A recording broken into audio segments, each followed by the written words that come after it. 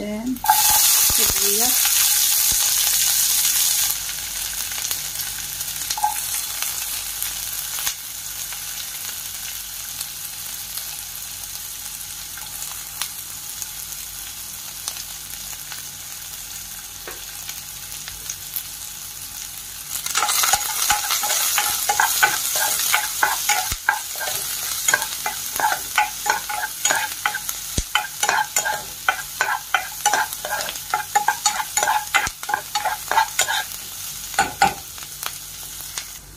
Ayan. Ready ng ating sibuyas at bawang. I-add ko ng ating chicken.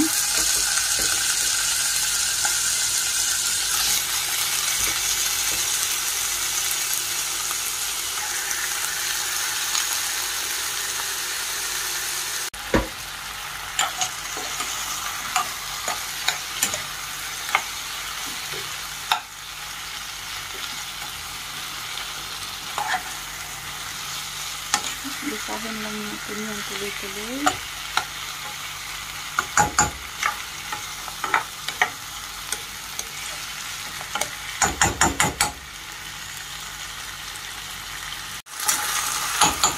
Ngayon, okay na. Pwede na tayo mag-add na pinakuluang tubig. Yan, damihan natin para maluto siya.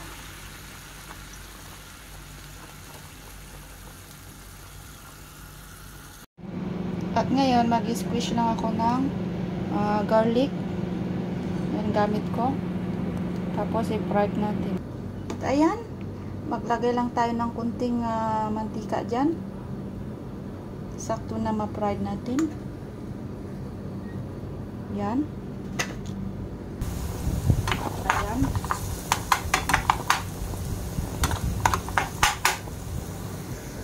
Ayan.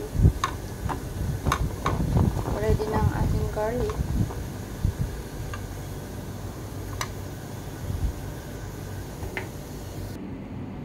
Ayan.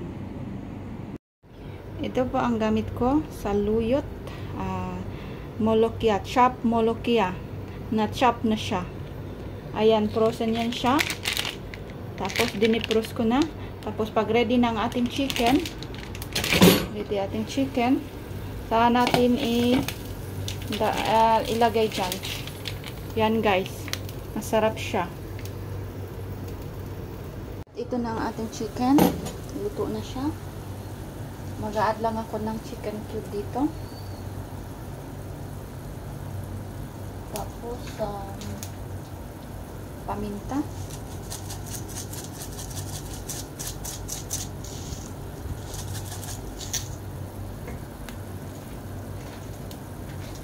Tapos guys, ito na pala ang aking molokia.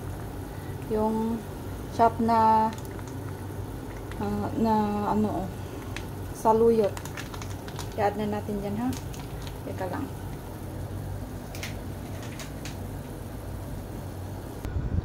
At ito na siya.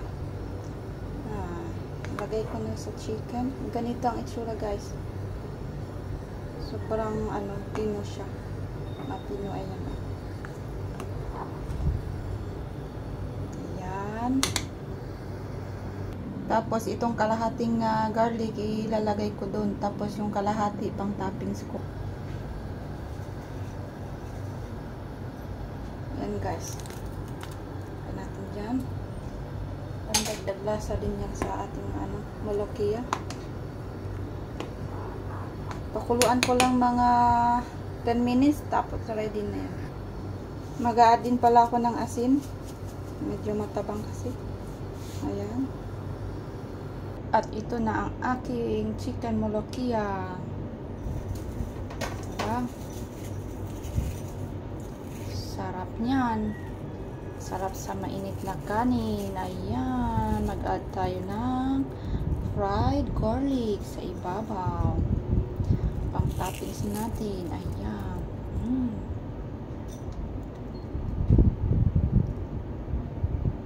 Tapos, pipigaan natin ng lime.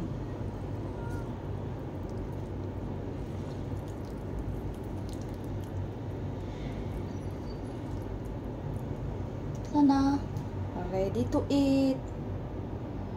Thank you for watching and have a nice day.